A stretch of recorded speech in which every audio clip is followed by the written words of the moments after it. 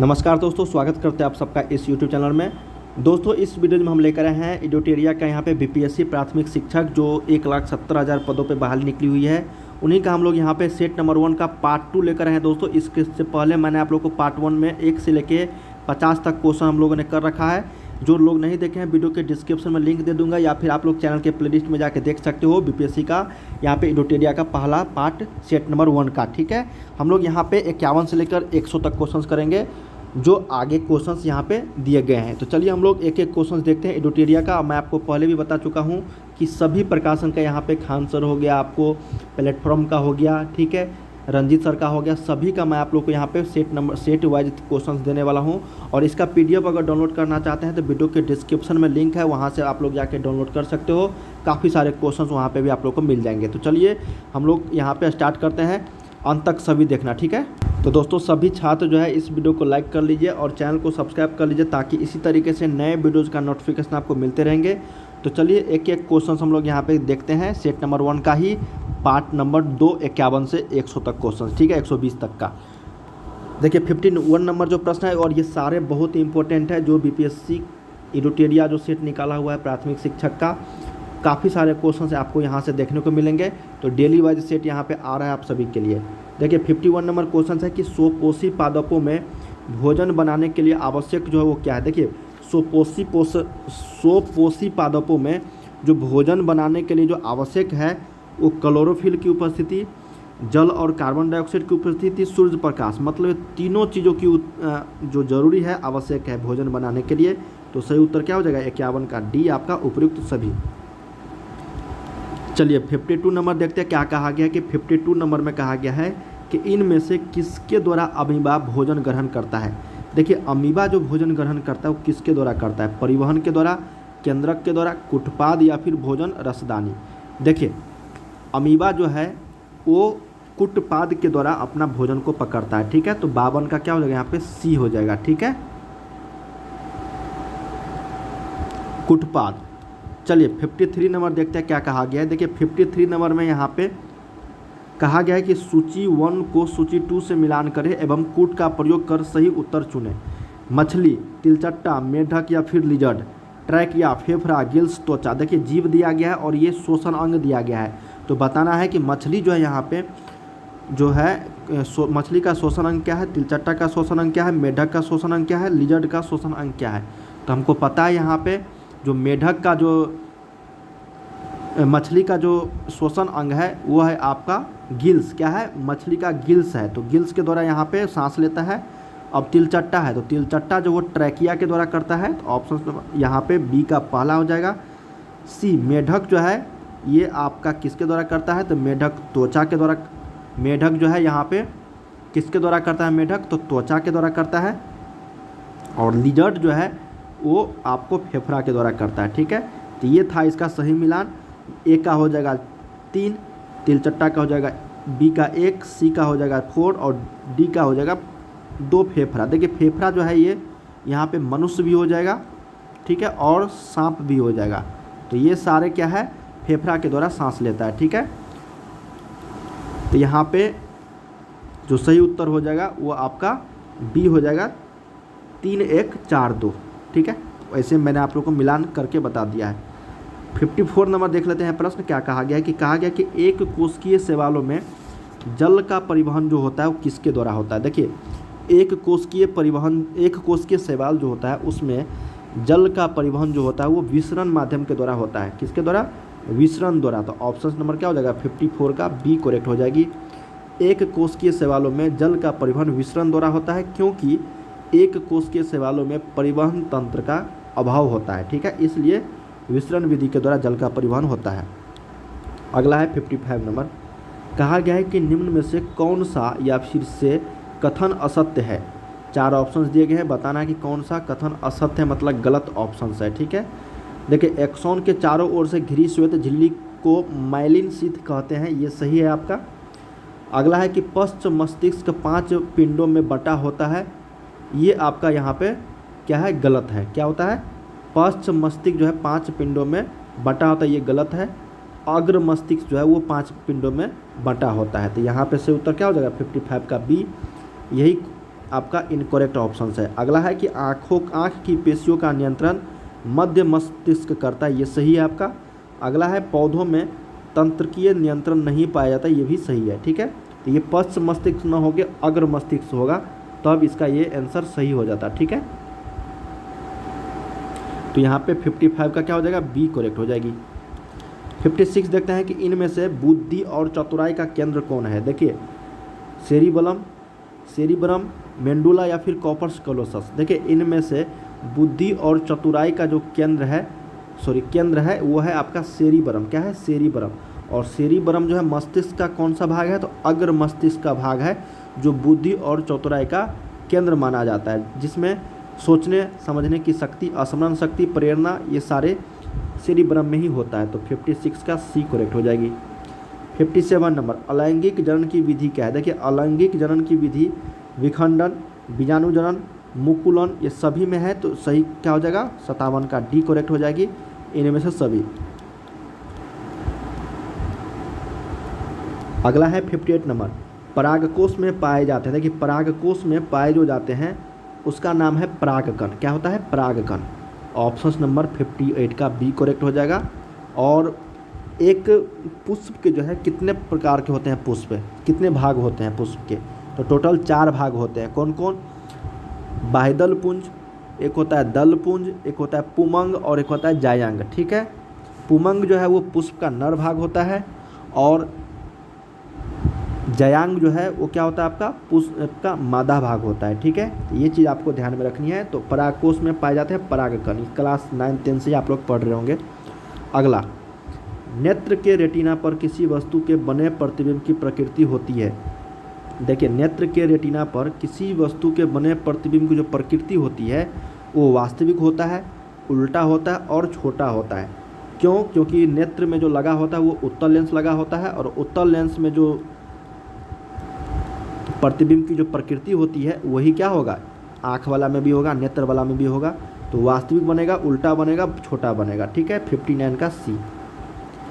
अगला, कहा गया कि जब किसी तार में विद्युत धारा प्रभावित होती है तब सर्वप्रथम गतिशील कण जो होते हैं वो क्या होते हैं, है ना। जब किसी तार में गतिशील धारा प्रभावित होती है तो सर्वप्रथम गतिशील जो कण होगा वो इलेक्ट्रॉन होगा। क्या होगा, इलेक्ट्रॉन।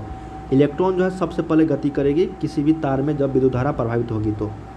अगला है कि सौर पैनल बनाया जाता है। देखिए सौर पैनल बनाया जाता है अनेक सौर कुकरों को संयोजित करके, अनेक सौर सेलों को संयोजित करके। कुकरों नहीं होगा, सेलो होगा, अनेक सौर सेलो। ठीक है, तो ऑप्शन नंबर क्या होगा, 61 का बी। 62 नंबर, मापन मुख्य रूप से एक प्रक्रिया है। देखिए मापन मुख्य रूप से क्या चीज़ की प्रक्रिया है, तो मापन जो है एक तुलना करने की प्रक्रिया है। ठीक है, मापन मुख्य रूप से क्या चीज़ की प्रक्रिया है, तो तुलना करने की प्रक्रिया। तो 62 का क्या हो जाएगा, यहाँ पे सी करेक्ट हो जाएगी। 63 नंबर देखते हैं, कहा गया है कि यदि किसी वस्तु द्वारा तय की गई दूरी समय के अनुक्रमानुपाती होती है तब हम लोग क्या कह सकते हैं। देखिए जब किसी वस्तु द्वारा तय की गई दूरी समय के अनुक्रमानुपाती, व्युत्क्रमानुपाती नहीं बोल रहा है, अनुक्रमानुपाती होता है, तब हम लोग बोल सकते हैं कि वस्तु का त्वरण जो है वो एक समान चाल से चल रही है। क्या होता है, त्वरण नहीं, वस्तु एक समान चाल से चल रही है। ठीक है, ये होगा। तो 63 का क्या होगा, बी करेक्ट हो जाएगी। 64, जड़त्व का गुण। देखिए जड़त्व का गुण जो होता है वो प्रत्येक वस्तु में होता है, किसी वस्तु में नहीं, प्रत्येक वस्तु में होता है। ठीक है, जड़त्व का गुण। तो ऑप्शन नंबर क्या होगा, 64 का भी बी करेक्ट हो जाएगी। 65 नंबर है कि निर्वात में स्वतंत्रता पूर्वक गति करते हुए सभी पिंडों की, देखिए निर्वात में जो है स्वतंत्रता पूर्वक गति करते हुए सभी पिंडों का क्या समान होगा, तो त्वरण समान होगा, एक्सीलरेशन उसका जो होगा वो समान होगा। ठीक है, ये चीज़ आपको ध्यान में रखना है। 65 का बी। 66 नंबर, किसी ठोस पदार्थ का सीधे वाष्प में परिवर्तन क्या कहलाएगा। देखिए ठोस से डायरेक्ट वाष्प में मतलब गैस में बदलना ऊर्ध्वपातन कहलाता है। क्या कहलाता है, ऊर्ध्वपातन। ठीक है, जैसे इसका कुछ उदाहरण देख लेते हैं। आयोडीन हो गया, कपूर हो गया, नेफ्थलीन हो गया, ठीक है, शुष्क बर्फ हो गया, अमोनियम क्लोराइड हो गया, ये सारे क्या है, ऊर्ध्वपातन पदार्थ होते हैं। अगला, निम्नलिखित में से कौन तत्व है? तत्व पीतल, कांसा, स्टेनलेस स्टील, ये सारे क्या है? मिश्र धातु है, ठीक है। लेकिन बी जो है आर्सेनिक, ये आपका क्या है? एक तत्व है, मतलब एलिमेंट है ये, ठीक है। तो 67 का क्या हो जाएगा? बी। चलिए 68 नंबर देखते हैं। क्या गया है कि कैथोड किरणें में क्या उपस्थित रहते हैं? देखिए कैथोड किरणें में जो उपस्थित रहते हैं उसको हम लोग बोलते हैं इलेक्ट्रॉन। क्या बोलते हैं? इलेक्ट्रॉन। तो 68 का एक करेक्ट हो जाएगा। 69, कार्बन 14 और 6 के एक परमाणु में मूलभूत कणों की कुल संख्या कितनी होती है? देखिए मूलभूत कणों की संख्या जब पूछा जाएगा तो ये आपका टोटल इलेक्ट्रॉन हो गया, प्रोटॉन हो गया और न्यूट्रॉन, ये सभी का यहाँ पे क्या होगा? योग हो जाएगा, ठीक है। उसी को हम लोग मूलभूत कणों की संख्या बोलते हैं। तो देखिए यहाँ पे जो है दिया गया है आपका इलेक्ट्रॉन की संख्या 6 कार्बन का, ठीक है, और इसका प्रोटॉन की संख्या भी 6 होता है और न्यूट्रॉन की संख्या निकाल लेंगे 14 में से आपका कितना गया? 6 बराबर कितना हो गया? 8। तो ये कितना हो जाएगा टोटल? 6 6 12 8 20। तो यहाँ पे सही उत्तर 20 करेक्ट हो जाएगी, 69 का डी। इसी को हम लोग मूलभूत कणों की संख्या बोलते हैं, ठीक है। चलिए अगला देख लेते हैं। 70 नंबर की, समुद्र में कौन सा लवण सबसे अधिक मात्रा में पाया जाता है? देखिए समुद्र में जो लवण पाया जाता है सबसे अधिक मात्रा में वो होता है सोडियम क्लोराइड, NaCl, ठीक है, NaCl। इसको हम लोग साल्ट बोलते हैं और इसी का हम लोग उपयोग करते हैं खाने में। अगला, निम्नलिखित में से किस धातु को केरोसिन में डुबो कर रखते हैं? तो उसका नाम है सोडियम, ठीक है। सोडियम को हम लोग केरोसिन में डुबा कर रखते हैं। अगर हम लोग इसको बाहर में छोड़ देंगे खुले में तो इसमें आग पकड़ लेगा, क्योंकि ये ऑक्सीजन के साथ अभिक्रिया कर लेगा और उसमें आग पकड़ सकता है, इसलिए इसको केरोसिन में डुबो कर रखते हैं।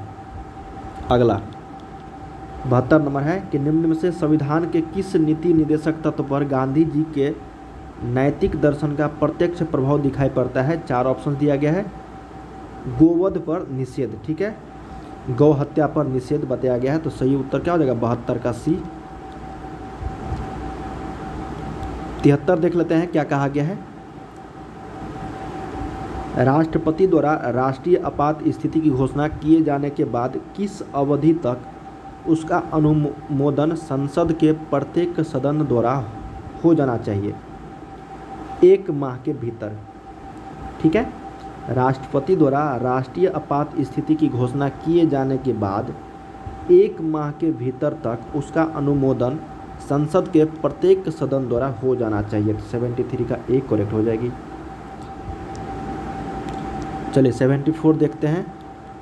74 प्रश्न है यहाँ पे कि निम्नलिखित में से कौन भारत के संसद के दोनों सदनों में से किसी का भी सदस्य नहीं होता है? भारत के प्रधानमंत्री, भारत के वित्त मंत्री या फिर भारत के राष्ट्रपति। देखिए भारत के संसद के दोनों सदन, राज्यसभा और लोकसभा, ठीक है, वो किसी का भी सदस्य नहीं होता है। वो है आपका केवल और केवल भारत के राष्ट्रपति, ठीक है। जो लोकसभा और राज्यसभा दोनों के सदनों में से किसी का भी सदस्य नहीं होता है। 74 का सी करेक्ट हो जाएगी। 75 नंबर प्रश्न है कि संविधान के किस अनुच्छेद में प्राथमिक स्तर पर मातृभाषा में शिक्षा देने की बात की गई है? देखिए 1 to 5 जो प्राथमिक स्तर होती है उसमें मातृभाषा में शिक्षा देने की बात कही गई है संविधान में। वो किस अनुच्छेद में कहा गया है? तो अनुच्छेद 350A में। किसमें? तो अनुच्छेद 350 के खंड ए में, ठीक है। 75 का सी। 76 देखते हैं।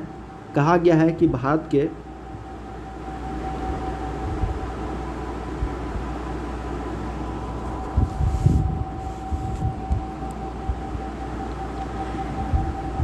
के नियंत्रक और महालेखा परीक्षक की रिपोर्ट की समीक्षा करने वाली संसदीय समिति क्या है?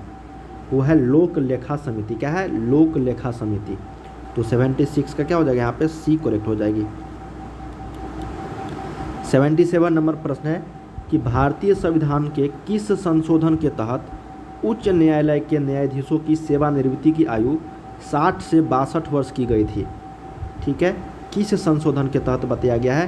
तो ये किया गया था आपका 15वें संविधान संशोधन के तहत। ऑप्शन नंबर 77 का सी करेक्ट हो जाएगी।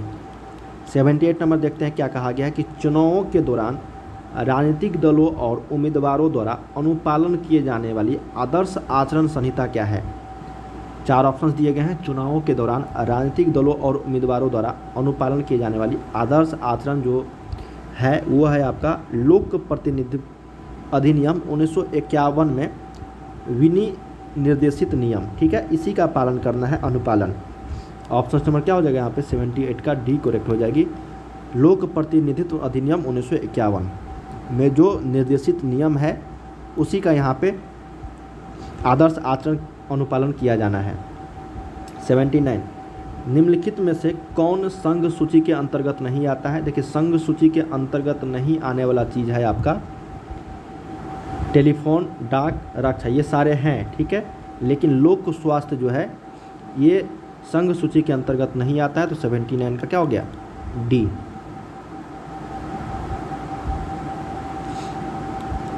अगला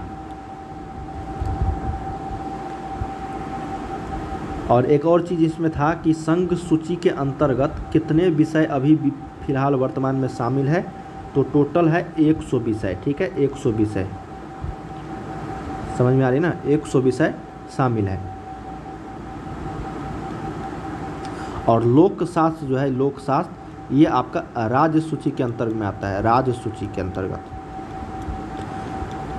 नेक्स्ट है 80 नंबर कि सकल राष्ट्रीय उत्पाद माइनस मूल्यह्रास छूट को हम लोग क्या बोलते हैं, उसको बोलते हैं निवल राष्ट्रीय उत्पाद, ठीक है, क्या बोलते हैं NNP, निवल राष्ट्रीय उत्पाद। ऑप्शन नंबर 80 का सी। 81 देखते हैं क्या कहा गया है कि निम्नलिखित में से कौन सा युग्म सही सुमेलित नहीं है। पहली पंचवर्षीय योजना 1951 से 56 ये सही है। द्वितीय पंचवर्षीय योजना 1956 से 61 ये भी सही है। तीसरी पंचवर्षीय योजना 1961 से 1966 ये भी सही है। लेकिन चौथी पंचवर्षीय योजना जो था वो आपका 1966 से लेकर 1974 ईस्वी तक था, ठीक है, न कि 1966 से 1971। तो ये आपका क्या हो गया गलत हो गया, ठीक है। चौथी पंचवर्षीय योजना ज़्यादा दिनों के लिए बढ़ाया गया था, इसका हो गया था 1966 से लेकर 1974 ईस्वी तक। अगला है वित्तीय वर्ष 2023-24 के लिए राजकोषीय घाटा बिहार के GSDP का डैश होने का अनुमान है। कितना घाटा होने का अनुमान है यहाँ पे बताया गया है, तो है 2.98%। कितना 2.98%। नेक्स्ट है यहाँ पे कि बिहार आर्थिक सर्वेक्षण 2022-23 के अनुसार 2021-22 में बिहार के सकल राज्य घरेलू उत्पाद GSDP की स्थिर कीमतों पर वृद्धि दर कितनी रही है। तो इसका सही उत्तर है 10.98%। कितना 10.98%, ठीक है। चलिए अगला देख लेते हैं क्या कहा गया है कि निम्नलिखित में से किस देश की भारत के साथ सबसे लंबी स्थलीय सीमा है। तो वो है आपका किसके साथ, बांग्लादेश के साथ, ठीक है। सबसे लंबी स्थलीय सीमा किसके साथ है, तो बांग्लादेश के साथ। बहुत आदमी लगा देंगे नेपाल, जो गलत हो जाएगी, ठीक है। और सबसे छोटी सीमा है आपका अफगानिस्तान के साथ, जो 106 किलोमीटर के आसपास है। और बांग्लादेश जो है ये आपका 4096 किलोमीटर के आसपास है, ठीक है। अगला प्रश्न है 85 नंबर, भारत कितने प्राकृतिक प्रदेशों में विभाजित है। देखिए भारत जो है टोटल 4 प्राकृतिक प्रदेशों में विभाजित है। 85 का करेक्ट आंसर हो जाएगा ए, ठीक है। माउंट एवरेस्ट कहाँ है। देखिए माउंट एवरेस्ट जो है नेपाल में स्थित है, हिमालय में नेपाल में स्थित है। तो सही उत्तर 86 का क्या हो जाएगा डी, नेपाल। अगला, भारत में जनसंख्या के अनुसार तीसरा एवं क्षेत्रफल में 12वां राज्य कौन सा है। देखिए क्षेत्रफल में 12वां राज्य बिहार है और जनसंख्या में तीसरा राज्य भी क्या है, बिहार है।